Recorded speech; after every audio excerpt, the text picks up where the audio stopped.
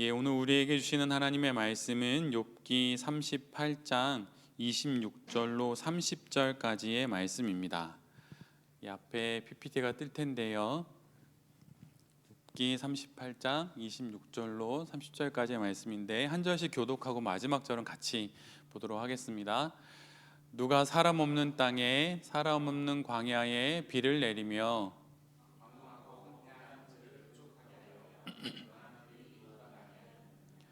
비에게 아비가 있느냐? 이슬방울은 누가 낳았느냐?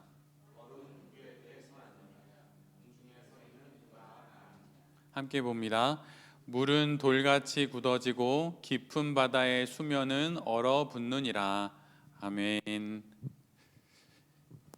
오늘은 욥기 38장의 말씀을 갖고 사람 없는 땅에 내리는 비를 아는 사업, 사람 없는 땅에 내리는 비를 아는 사업이라는 제목으로 함께 하나님 말씀을 나누도록 하겠습니다. 제 원래 전 직업은 교사였습니다.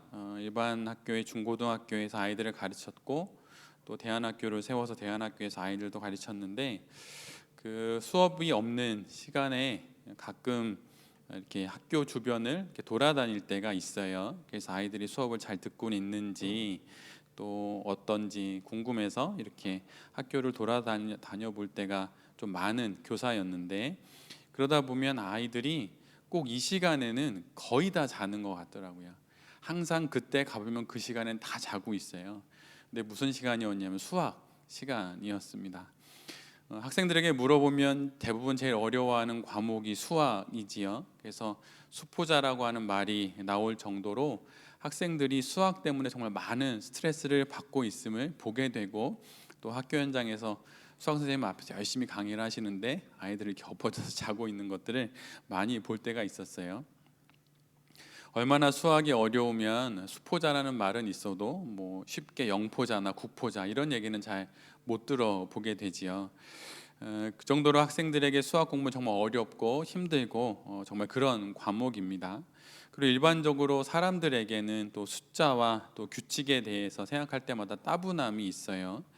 그러나 사실 숫자만큼 또 빠르고 정확하게 현상을 파악할 수 있게 하고 또 상황을 정확하게 볼 수 있게 하는 것도 실은 없습니다.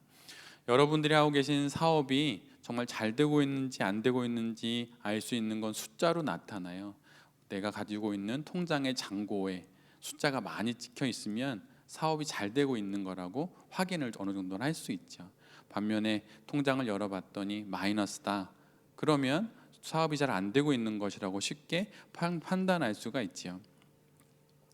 이를 통해서 객관적으로 상황을 진단할 수 있기 때문에 숫자는 실은 상황을 판단하기에도 좋은 근거가 되고 또한 문제 해결에 있어서도 많은 도움이 됩니다. 그래서 현대사회는 데이터가 매우 중요하지요.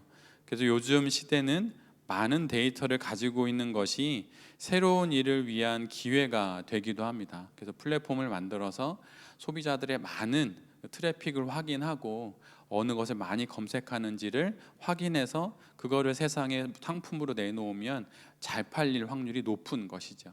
그래서 그 정도로 데이터, 숫자 이런 것이 모두에게 중요한 시대가 되어 버렸습니다. 그래서 여러 기업들은 앞다투어서 사람들의 다양한 데이터를 모으려고 합니다. 동의를 구하고 다양한 이렇게 베네핏 카드 같은 걸 주면서 데이터를 모으려고 하지요. 그리고 이런 데이터를 모으고 분석하여서 또 분류하여서 수치화하고 규격화합니다. 그리고 이것으로 새로운 사업을 창출하고 또 이익을 또 만들 수 있기 때문이지요. 그런데 이런 규격화나 이런 수치화의 논리가 지나칠 경우에는 문제가 일어납니다. 예를 들면 수치화할 수 없고 또 공식화할 수 없는 것들까지 이렇게 수치화한다면 많은 실수를 벌이게 되고 또 나쁜 결과를 낳게 돼요. 예를 들면 대표적인 건 사람에 관련된 것입니다. 사람을 숫자화하는 순간 그들은 더 이상 나와 같은 어떤 인격적인 존재가 아니라 내가 다루어야 할 숫자가 되고 수량이 되고 또 계량해야 될 숫자와 또 분석해야 할 데이터가 되고 마는 것이에요. 현대는 하나님의 형상인 사람을 수치화하는 것이 너무나 자연스러운 세상이 되어 버렸습니다. 그래서 나라 부처 중에 교육인적자원부라고 하는 기괴한 이름의 정부 부처가 만들어지기도 했지요. 교육을 왜 합니까? 자원이기 때문인 거예요. 그리고 그 자원에 아주 좋은 이렇게 역할을 감당하는 사람들을, 인력을 배출하는 것이 교육의 목적이라고 하는 것이죠. 그래서 교육 인적 자원부가 된 거예요. 그런데 인간들의 이런 생각들이 점점 더 확장이 되어서 우리가 결코 넘볼 수 없는 분이신 신이신 하나님마저도 이렇게 대하기도 합니다.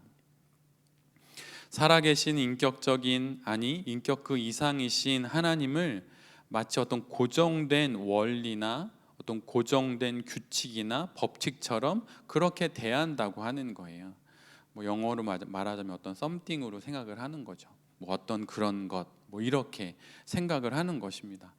사실 이것은 하나님을 수치화하는 것이고 하나님을 대상화하는 것이에요. 그리고 이것을 통해서 하나님을 비인격적인 그 무엇으로 만들어 버리는 것입니다.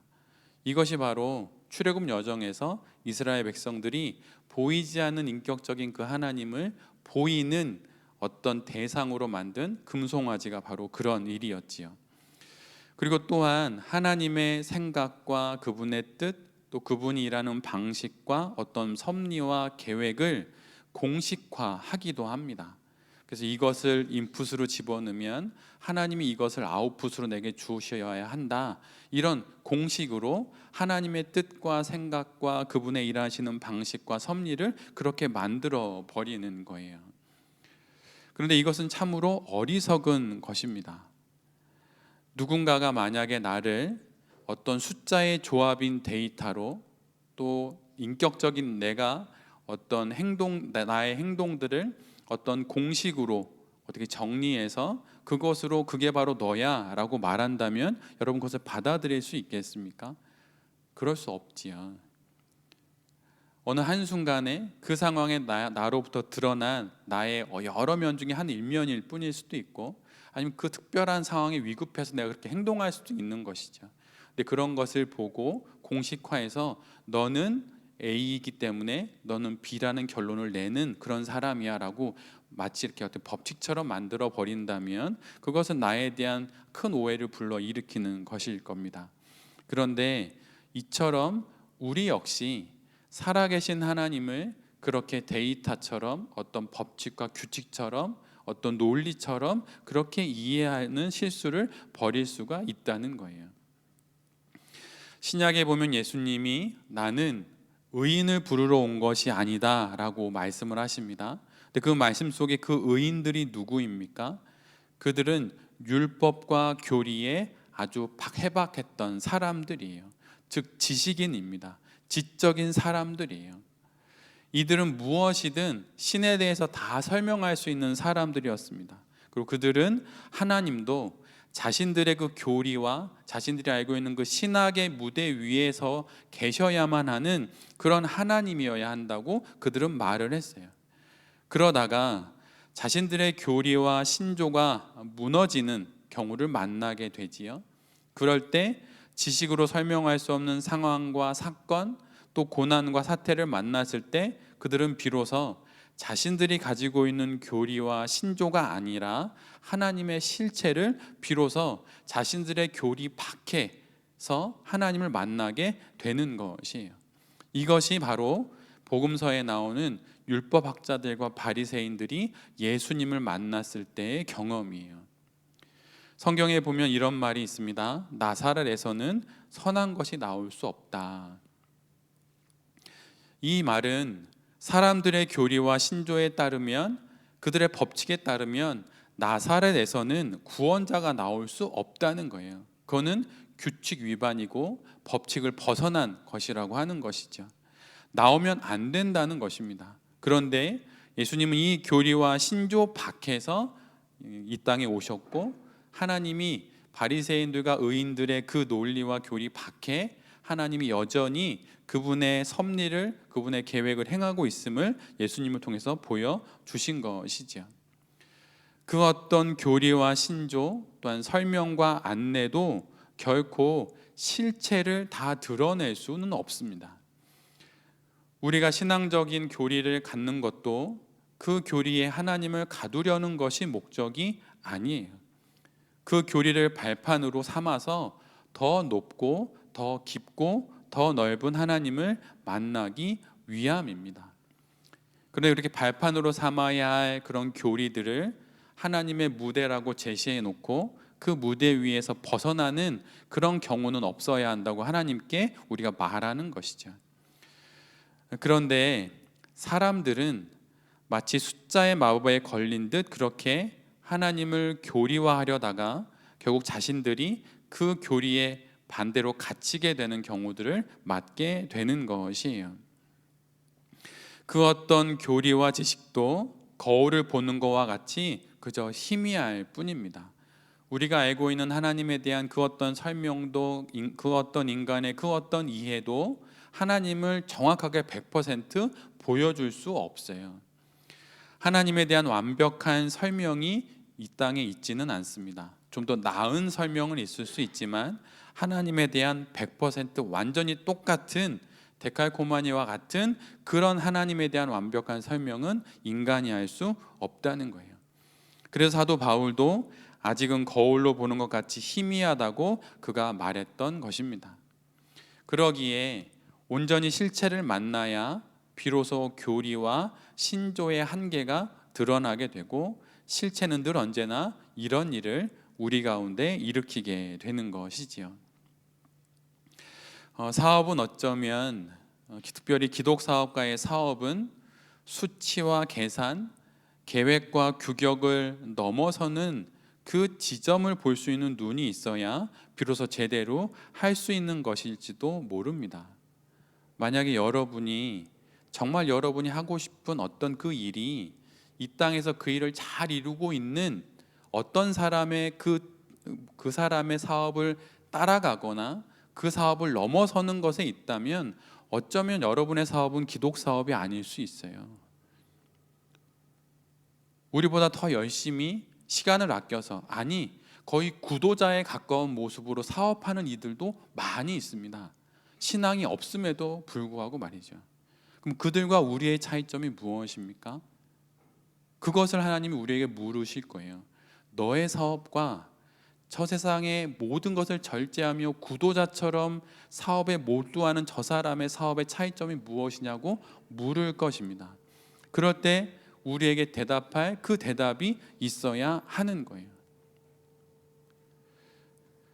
오늘 본문에는 사람이 없는 땅에도 비가 내리고 있다고 우리에게 말해줍니다. 우리는 내가 문을 열고 나왔을 때 내 아파트 앞에, 나의 베란다 앞에 비가 내리면 온 세상에 비가 내리는 줄 알지요. 내가 있는 곳에 햇볕이 비추면 온 세상이 그런 줄 압니다. 사람들은 자신이 알고 느끼고 사는 그 한계 안에서만 하나님이 일하시는 줄 착각한다는 그런 말이에요. 그러나 하나님은 사람이 없는 땅에도 비를 내리시는 분이에요. 내가 한 번도 가본 적 없는 저 깊은 산골 나무 위에도 하나님은 비를 내리십니다. 내가 한 번도 가보지 못한, 있는 줄조차도 모르는 저 바다 끝 그 섬의 외진 백사장에도 비를 내리시는 분이에요. 사람들의 생각이 닿지 않는 땅에도 하나님은 비를 내리시고 그곳에서도 하나님은 일하시는 분입니다. 기독 사업이 무엇입니까? 바로 이 하나님을 보고 일하는 거예요. 눈에 보이는 숫자나 어떤 법칙이나 원리를 따라 사업하는 것이 결코 아닙니다. 아무리 한껏 두 손으로 움켜쥐어도 손가락 사이로 어김없이 빠져나가는 모래처럼 우리의 지식과 우리의 경험을 갖고 사업을 한다는 건 언제나 그렇게 손가락 사이를 빠져나가는 그 모래와 같은 일들을 만나게 되어 있어요. 그런데 나의 지식과 경험을 넘어서는 그곳에서도 나는 모르지만 하나님이 일하고 계시다는 것을 알 때 비로소 이해할 수 없는 상황과 형편과 고난과 역경 가운데서도 여전히 사업, 기독 사업을 지속할 수 있는 것입니다. 지금 내가 사업이 형통하지 않은 것이 내게 인맥이 없고 내게 자본이 없고 내게 무엇인가 좋은 기회를 열어줄 사람이 없기 때문일까요? 여러분, 그렇지 않아요. 만약 이 질문에 그것이 없어서 내가 사업을 못하는 것 같습니다라고 여긴다면 그건 기독 사업이 아니에요. 만약 제가 목회를 하는데 제 목회가 잘 안 되는 이유가 돈이 없고 성도들의 숫자가 적고 제가 좋은 학벌이 없고 만약 이런 식의 핑계만 된다면 그러면 그건 목회하는 것이 아닙니다. 장사하는 거죠. 장사. 도대체 목회와 사업의 차이점이 무엇인가요? 또한 사업과 기독 사업의 차이점이 무엇입니까? 그것은 내가 모르는 곳에서 나의 지식과 경험을 넘어서는 곳에서 하나님이 일하고 계심을 알고 그 하나님을 바라보며 그분과의 인격적 교제 속에서 이 일을 해나가는 것이 바로 기독 사업가의 사업이라고 하는 것이에요. 나보다 잘 나가는 이 땅에 무엇인가 그럴듯해 보이는 나와 동종업계의 그 사업체를 내가 따라가겠다라고 하는 그 생각을 하는 것이 아니라는 것입니다. 워런 버핏과 함께 버크셔 해서웨이를 이끄는 찰리 먼거라는 사람이 있어요. 아주 젊었을 때 워런 버핏과 우연찮게 만났고 원래 그가 변호사였던 걸로 알고 있는데 그가 워런 버핏과 함께 하기로 합니다. 그리고 그는 버크셔 해서웨이의 숨은 설계자로 불려져요. 그런데 그가 이런 말을 합니다.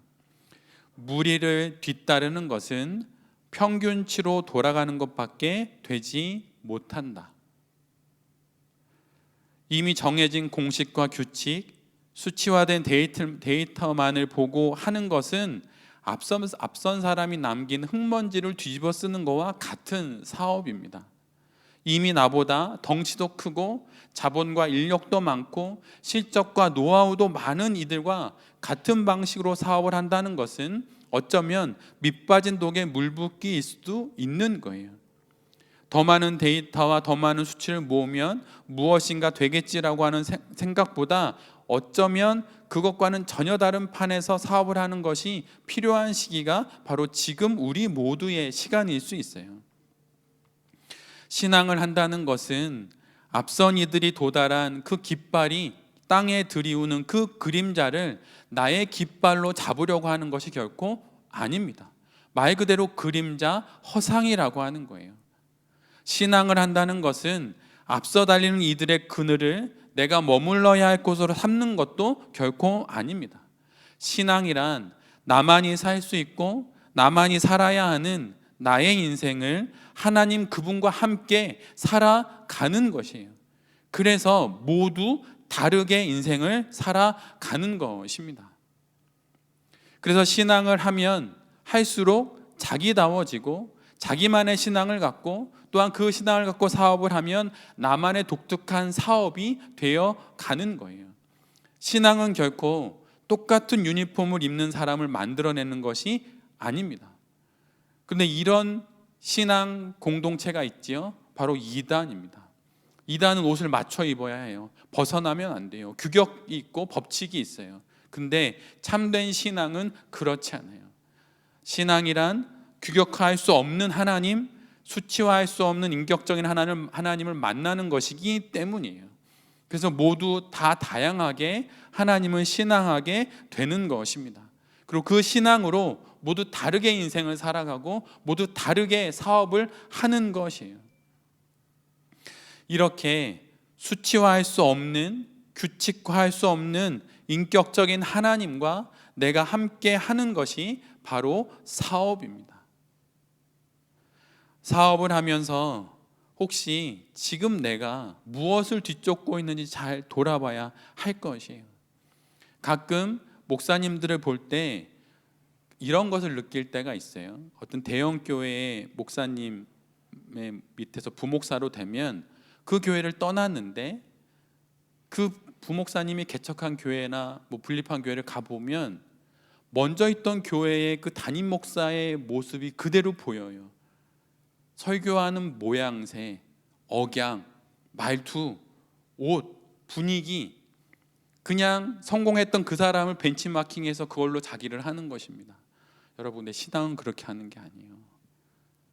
저는 목회도 그렇게 하는 게 아니라고 생각이 듭니다. 제가 목사가 될 때, 목사 안수를 받을 때 썼던 목사의 기도라고 하는 제목의 20개의 기도 제목 중에 이런 기도 제목이 있어요.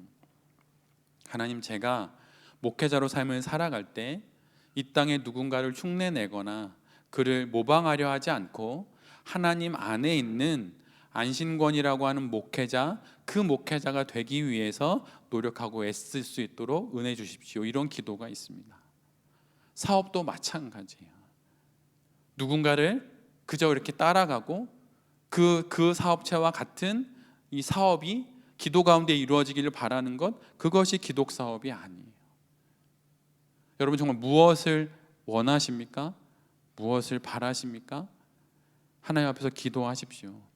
하나님, 나만이 할 수 있고 나만이 해야 하는 당신이 기대하시는 나의 그 사업을 당신 앞에서 당신과의 인격적 관계 속에서 해나갈 수 있도록 내게 힘을 달라고, 내게 없는 조건과 여러 어려운 형편들을 돌아보면서 내게 그것이 없어서 이렇다고 그렇게 변명하거나 핑계하거나 탓하지 말고 하나님을 바라보면서 인격적인 하나님의 인도를 구하며 내게 닥친 여러 어려움들을 헤쳐 나가십시오. 사업을 하며 너무 막막하거나 때로는 해도 제자리로 돌아오는 것과 같은 쳇바퀴를 도는 것 같은 느낌이 혹시 요즘 드십니까? 어느새 2023년이 끝을 향하는 지금 혹시 너무 답답한 마음이 드십니까? 그렇다면 오늘은 조금은 시간을 내어서 다른 하늘 아래에도 하나님께서 비를 내리신다는 것을 기억하면서 집에 가실 때 좀 다른 경로로 집에 가보시기도 하고, 가보지 않았던 식당에서 점심을 먹거나 가보지 않았던 커피숍에서 커피를 마셔보기도 하면서 내가 알지 못하는 곳에서도 일하시고 계신 그 하나님을 바라보면서 내가 이 사업을 잘 경영해 나갈 수 있게 해달라고 하나님께 기도하십시오. 그러면 그곳들에서도 여전히 일하시는 하나님을 우리의 영혼의 눈이 보게 될 것이고, 또한 새로운 마음을 갖고 다시 우리의 이 사업을 잘 경영해 나갈 수 있게 될 것입니다. 다시 힘을 내십시오. 사람을 보지 말고 내 조건과 형편을 보지 말고 하나님을 바라보면서 내가 아직 가보지 못한 그 땅에도 비를 내리시는 그 하나님을 의지하면서 하나님을 믿고 다시 힘내어서 말 그대로 기독 사업이 될 수 있도록 잘 사업을 경영해 나가시는 우리 모두가 될 수 있기를 간절히 기도드립니다. 아멘.